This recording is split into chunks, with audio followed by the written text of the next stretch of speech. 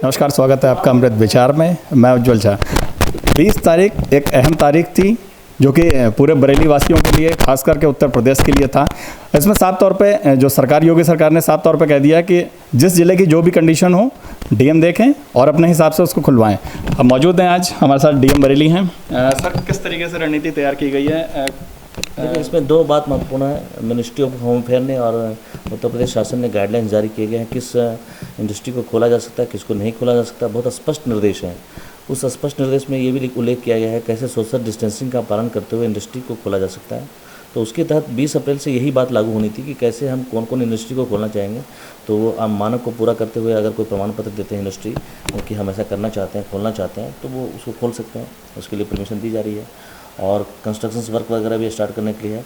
Main उद्देश्य है कि हम सोशल डिस्टेंसिंग को मेंटेन करते हुए जो रोज़गार की समस्या से भी निपटान किया जा सकता है, एक साथ दोनों काम हो सकता है, इस पे विशेष ध्यान रखा जा रहा है।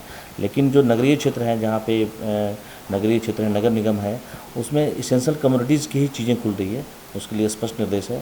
जो इंडस्ट्रियल स्टेट अगर कोई नगरीय क्षेत्र में पड़ रहा है तो उसका अलग सेटअप होता है, तो उसके लिए अलग प्रोविजंस है। तो सभी प्रोविजंस स्पष्ट उल्लेख किए गए हैं। अगर हम लोग सोशल डिस्टेंसिंग का पालन करना मूल उद्देश्य है और नागरिकों से ये अपील भी होगी कि हम लोग स्वप्रेरणा से अपने आप को सोचें कि ये हमारे हित में है, हमारे स्वास्थ्य के हित में, जनपद के हित में है कि हम सोशल डिस्टेंसिंग का पालन करें।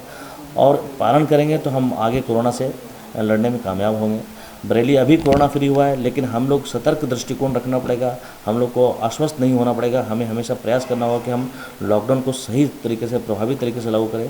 सोशल डिस्टेंसिंग को एक जीवनचर्या के रूप में, एक आदत के रूप में शुमार करना होगा हमें, तब हम बेहतर कर सकते हैं। और एक जब आदत डेवलप हो जाएगा तो हम लोग दबाव भी नहीं रहेगा। एक महसूस होगा कि हम स्व मोटो, एक स्व प्रेरणा से कर रहे हैं, तो बहुत बेहतर आएगा result. Sir, hot spot area के लिए क्या रणनीति हुई है अभी तक? जैसे कि थोड़ी सी छूट मिलने की आसार हैं, सब लोग बहुत उत्साहित हैं कि 20 तारीख के बाद किस तरीके की छूट मिलेगी। जो जनरल लोग घर में बैठे हुए वो बहुत परेशान है, इसके लिए क्या कहना चाहेंगे? देखिए, अभी बरेली जनपद या उत्तर प्रदेश में लॉकडाउन तो प्रभावी है।